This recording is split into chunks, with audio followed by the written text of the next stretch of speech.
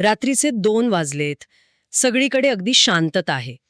आपण झोपायचा प्रयत्न करतोय आणि अचानक एक 5 किंवा 10 वर्षांपूर्वी केलेली एखादी छोटीशी चूक आपल्याला आठवते. हो, हे अनेकांसोबत होतं. नक्कीच होतं. कोणाला तरी आपण दुखावलेलं असतं किंवा रागाच्या भरात एखादा चुकीचा निर्णय घेतलेला असतो. ती आठवण येते आणि अंगावर अक्षरशः काटा येतो. ती एक अपराधीपणाची भावना असते, जी आतून खात असते. बरोबर ना? अगदी बरोबर. असं वाटतं की भूतकाळात जाऊन ती एकच गोष्ट बदलता आली असती तर किती बरं झालं असतं. पण तसं तर होत नाही. आपण सगळेच हा असा जुन्या चुकांचा आणि अपराधीपणाचा एक अदृश्य भार पाठीवर घेऊन जगत असतो. हो, आणि आजचं आधुनिक मानसशास्त्र याला कॉग्निटिव्ह लोड किंवा गिल्ट म्हणतं. बरोबर. पण मग मला सांगा, हजारो वर्षांपूर्वी जेव्हा आजच्यासारखं मानसशास्त्र किंवा थेरपी अस्तित्वात नव्हती, तेव्हा या ओझ्यातून बाहेर पडण्यासाठी काय व्यवस्था होती? आजची आपली ही सखोल चर्चा ह्याच प्रश्नाचा शोध घेणार आहे. आपण पापमोचणी एकादशी या अत्यंत प्राचीन परंपरेच्या मुळाशी जाणार आहोत. आणि हा विषय खूपच रंजक आहे. कारण आपण जेव्हा अशा प्राचीन परंपरेकडे बघतो, तेव्हा आपण फक्त तिच्या वरवरच्या कृती पाहतो. म्हणजे फक्त उपास करणे किंवा देवाची पूजा करणे. हो, आपल्याला वाटते की ही फक्त एक धार्मिक कृती आहे. अगदी. पण त्या कृतीमागे एक अत्यंत सखोल मानसशास्त्रीय प्रक्रिया दडलेली असते. पापमोचनी एकादशी या शब्दाचा सरळ अर्थ आहे पापांपासून मुक्त करणारी. ही एकादशी भगवान विष्णू यांना समर्पित आहे. अच्छा, पण मग इथे पाप म्हणजे नक्की काय? हा खूप महत्वाचा प्रश्न आहे. भविष्यपुराणात याबद्दल एक अत्यंत क्रांतिकारी विचार मांडलाय. तिथे फक्त शारीरिक चुकीच्या कृतीला पाप मानलेलं नाही, तर चुकीच्या विचारांना आणि अनावधानाने झालेल्या चुकांना सुद्धा पाप म्हटलं आहे. एक मिनिट, मला इथे थोडं थांबायचं आहे. कारण कृती आणि विचार यात खूप मोठा फरक आहे, हो ना? म्हणजे एखाद्याला प्रत्यक्ष इजा पोचवणे ही कृती झाली, ती नक्कीच चुकीची आहे. हो, ते तर उघडच आहे. पण मनातल्या मनात फक्त एखादा नकारात्मक विचार येणे, याला आपण पाप किंवा इतकी मोठी चूक कशी काय म्हणू शकतो? विचार तर हवेसारखे येतात आणि जातात. वरवर पाहता विचार आणि कृती वेगळे वाटतात हे खरंय. पण जर आपण मुळाशी गेलो तर कोणत्याही चुकीच्या कृतीची सुरुवात नक्की कुठे होते, ती एका विचारातच होते. म्हणजे कृती आधी मनात जन्म घेते. अगदी बरोबर. जेव्हा आपण एखादा नकारात्मक विचार किंवा राग मनात धरून ठेवतो, तेव्हा तो विचार तिथेच थांबत नाही. तो विचार एक प्रकारची विषारी ऊर्जा तयार करतो, जी कालांतराने आपल्या वागण्यातून बाहेर पडतेच. म्हणजे जर मी याला आजच्या भाषेतील एका रूपकासोबत जोडलं, तर जसा आपला मोबाईल फोन खूप दिवस वापरल्यानंतर अचानक स्लो होतो. अगदी अचूक उदाहरण. आपण त्यात अनेक ॲप्स उघडतो आणि त्याची एक कॅशे मेमरी तयार होते. ती मेमरी बॅकग्राऊंडला जागा अडवून ठेवते आणि सिस्टीमचा वेग कमी करते. तसंच काहीसही आहे का? हो, 100% असंच आहे.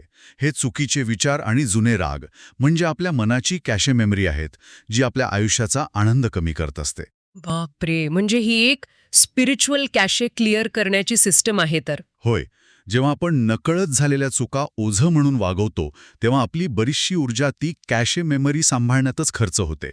त्यामुळे आपण वर्तमानात जगू शकत नाही. अच्छा, मग पापमोचनी एकादशीची पहिली पायरी हीच आहे का, की या विचारांना ओळखणे आणि डिलीट करणे? नक्कीच. हा केवळ नियम नाही, तर माणसाला मानसिकदृष्ट्या हलकं करण्याची, त्याला एक फ्रेश स्टार्ट देण्याची ही एक पद्धत आहे. पण मग इथे एक शंका येते. जर ही पूर्ण प्रक्रिया मनाची कॅशे क्लिअर करण्याची आहे, तर मग यामध्ये उपवासाचा काय संबंध? हा खूप जणांना पडणारा प्रश्न आहे. हो ना, कारण विचार शुद्ध करण्यासाठी अन्नाचा त्याग का करायचा? व्यावहारिक जगात तर आपण पाहतो की जेव्हा माणसाला भूक लागते तेव्हा तो अधिक चिडचिडा होतो. आपण आजकाल त्याला हँग्री म्हणतो, हंगर आणि अँग्री. हो, हँग्री हा शब्द अगदी योग्य आहे इथे.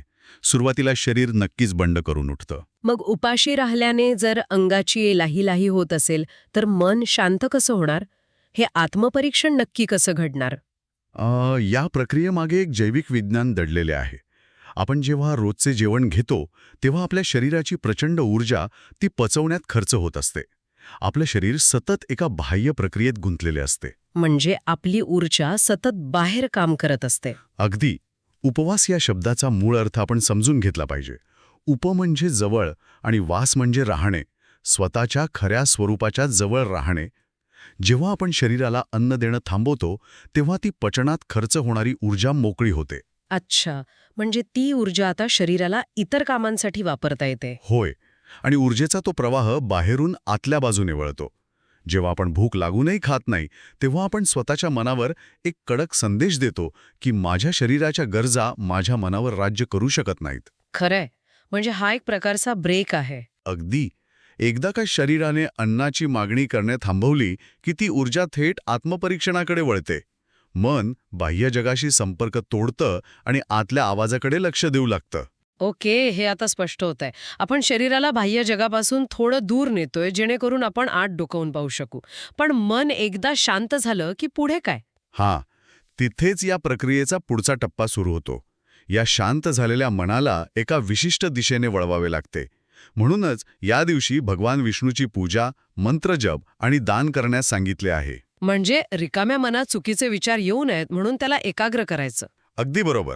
हा सर्व भाग इंद्रिय संयम आणि शिस्तीचा आहे. मन बाह्य गोष्टींपासून दूर झालं की त्याला एका सकारात्मक गोष्टीवर केंद्रित करणं गरजेचं असतं. पण इथेही मला एक प्रश्न पडतो. मंत्र जप केल्याने मन खरंच एकाग्र होतं का? का नाही होणार? कारण अनेकदा असं होतं की आपण डोळे मिटून जप करायला बसतो आणि त्याचवेळी मनात विचार येतो की अरे गॅसवर दूध तसंच ठेवलंय किंवा उद्या ऑफिसमध्ये ती मीटिंग आहे. म्हणजे मन पूर्णपणे दुसरीकडेच भटकत असतं. हो, सुरुवातीला असं नक्कीच होतं, कारण मनाची प्रवृत्ती चंचल असते. पण मंत्राच्या उच्चारणामागे एक ध्वनिशास्त्र काम करत असतं. ध्वनिशास्त्र ते कसं? जेव्हा आपण एखाद्या मंत्राचा सतत एका विशिष्ट लयीत जप करतो, तेव्हा तो नाद आपल्या विचारांच्या शृंखलेला छेद देतो. मन भटकतं, पण मंत्राचा आवाज त्याला पुन्हा वर्तमानात खेचून आणतो. अच्छा, म्हणजे तो एक प्रकारचा अँकर आहे तर. हो, जो मनाच्या जहाजाला विचारांच्या वादळात वाहून जाऊ देत नाही. हळूहळू त्या लयीमुळे अनावश्यक विचारांची गर्दी कमी होते. आणि याचसोबत आणखी एक गोष्ट सांगितली आहे, ती म्हणजे दान करणे. दानाचा आणि आत्मशुद्धीचा काय संबंध असू शकतो? कारण दान करणे ही तर एक सामाजिक कृती वाटते. त्याचा खूप जवळचा मानसिक संबंध आहे. आपण मगाशी कॅशे मेमरी आणि मोबाईलचं उदाहरण घेतलं. आपल्या आयुष्यात अनेक अशा गोष्टी असतात ज्यांची आपल्याला खरंच गरज नसते, पण आपण त्या धरून ठेवतो. हो, भौतिक वस्तूंची आसक्ती. आपण नेहमी काहीतरी मिळवण्याच्या शर्यतीत असतो. अगदी. दान करणे म्हणजे स्वतःला या आसक्तीच्या लूपमधून मुक्त करण्याचा सराव.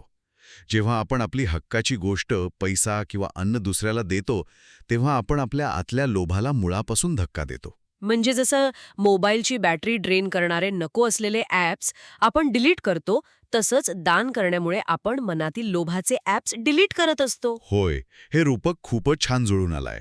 हे सगळं जर आपण एकत्र पाहिलं तर मला हे एखाद्या मेंटल जिमसारखं वाटायला लागलंय. Mental gym? ते कसं? म्हणजे बघा, जसं आपण जिममध्ये जाऊन वजन उचलतो, सुरुवातीला स्नायू दुखतात, पण हळूहळू ते मजबूत होतात. तसंच हे उपवास करणे, भूक लागलेली असतानाही स्वतःवर नियंत्रण ठेवणे, बरोबर. भटकणाऱ्या मनाला जपाच्या माध्यमातून परत जागेवर आणणे आणि आवडत्या वस्तूंचे दान करून आसक्ती सोडणे, हा सगळा शिस्त आणि इंद्रिय संयमाचे स्नायू बळकट करण्याचा सराव आहे. हा विचार अतिशय योग्य आहे. कारण इंद्रियांवर नियंत्रण मिळवणे ही काही एका रात्रीत घडणारी जादू नाहीये. त्यासाठी सरावाची गरज असते. आणि पापमोचनी एकादशी हा त्याच सरावाचा एक ठरवून दिलेला दिवस आहे. म्हणजे आपण एरवी डोळे, कान, जीभ यांचे गुलाम असतो, पण या दिवशी आपण त्यांना ठामपणे नाही म्हणायला शिकतो. अगदी. जेव्हा आपण शरीरावर आणि इंद्रियांवर ताबा मिळवतो, तेव्हाच आपण आपल्या विचारांवरही ताबा मिळवू शकतो. आणि ज्याचे स्वतःच्या विचारांवर नियंत्रण आहे, तोच स्वतःच्या चुका सुधारू शकतो. यातून आपण आता या प्रक्रियेच्या अंतिम टप्प्याकडे आलो आहोत. आध्यात्मिक प्रगती आणि या परंपरेचे अंतिम सार. हो, हा सर्वात महत्वाचा भाग आहे. आपण मनाची कॅशे क्लिअर केली, अन्नाचा त्याग करून ऊर्जेला आत वळवलं, मनाच्या जिममध्ये जाऊन संयम मिळवला, पण ह्या सगळ्याचा शेवट कुठे होतो? खीण अशा एका गोष्टीत आहे. आणि ती गोष्ट कोणती? स्वतःच्या चुका मान्य करणे, मनापासून पश्चाताप करणे आणि आपलं जीवन सुधारण्याचा प्रयत्न करणे. हेच पापमोचिनी एकादशीचे खरे सार आहे. मला वाटतं हा भाग सर्वात कठीण आहे. कठीण? का बरं? कारण उपवास करणे, देवासमोर बसणे किंवा दान करणे हे सगळं एक वेळ सोपं आहे. या कृती आपण जगाला दाखवण्यासाठीही करू शकतो.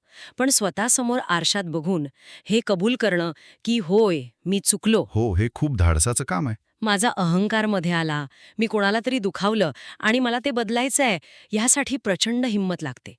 आपला अहंकार नेहमी स्वतःची बाजू बरोबर असल्याचे पटवून देत असतो. बरोबर. आणि म्हणूनच आपण मगाशी ज्या मानसिक डिटॉक्स आणि इंद्रिय संयमाच्या प्रक्रियेबद्दल बोललो ती इथे कामी येते. अच्छा, म्हणजे अहंकार गळून पडतो? होय. उपवास आणि प्रार्थनेतून जेव्हा अहंकार गळून पडतो तेव्हाच माणूस स्वतःची चूक मान्य करू शकतो. जोपर्यंत आपण एखादी गोष्ट चुकीची आहे हे स्वीकारतच नाही तोपर्यंत आपण ती सुधारणार कशी? अगदी बरोबर. पश्चात्ताप करणे म्हणजे स्वतःला आयुष्यभर कोसत राहणे नाही. पश्चात्ताप म्हणजे ती चूक पुन्हा कधीही न करण्याची निर्माण झालेली जाणीव. यालाच खऱ्या अर्थाने पापमोचनी म्हणतात. म्हणजे जुन्या चुकांचे ते ओझे कायमचे खाली ठेवणे आणि एक नवीन स्वच्छ पाटी घेऊन पुढे जाणे. नक्कीच. ज्ञानाचा खरा उपयोग ते आचरणात आणण्यात आहे. जेव्हा आपण स्वतःच्या चुका मान्य करून ते सुधारतो तेव्हा आपली मानसिक आणि सामाजिक पातळीवरही वाढ होते. आपण एक अधिक संयमी माणूस बनतो. हे सर्व अतिशय स्पष्ट आणि विचार करायला लावणारे आहे. आजच्या या सखोल चर्चेतून आपण पाहिलं की पापमोचनी एकादशी ही फक्त एक कथा नाही, ती मानवी मनाला समजून घेऊन डिझाईन केलेली एक प्रभावी प्रक्रिया आहे. अगदी खरंय. स्वतःच्या चुका मान्य करून खऱ्या अर्थाने एक फ्रेश स्टार्ट करू शकतो. पण आजची चर्चा संपवण्यापूर्वी एक असा मुद्दा जो आपल्या सगळ्यांना थोडं अस्वस्थ करेल. कोणता मुद्दा? आपण पाहिलं की या परंपरेचा आत्मा आहे स्वतःच्या चुका मान्य करणं. पण आज आपण अशा एका जगात जगतोय जिथे सोशल मीडियाच्या माध्यमातून आपण सतत स्वतःची एक परफेक्ट आणि निर्दोष इमेज जगासमोर उभी करण्याचा आटोकाट प्रयत्न करत असतो. हो, हे आजच्या जगाचं सत्य आहे. आपण कधीच चुकत नाही, आपलं आयुष्य किती सुंदर आहे हे दाखवण्याची एक स्पर्धाच लागली आहे. अशा या परफेक्शनच्या मागे धावणाऱ्या आपल्या समाजाला हा स्वतःची चूक उघड्या डोळ्यांनी पाहण्याचा विचार पचनी पडेल का? हा विचार करण्यासारखा प्रश्न आहे नक्कीच. जर आपण सर्वांनी मिळून हा विचार आचरणात आणला तर आपलं हे खोटं जग किती झपाट्याने कोसळेल आणि त्या जागी किती सत्य आणि पारदर्शक जग निर्माण होईल याचा नक्की विचार करा. आपण लवकरच भेटू एका नव्या सखोल चर्चेत.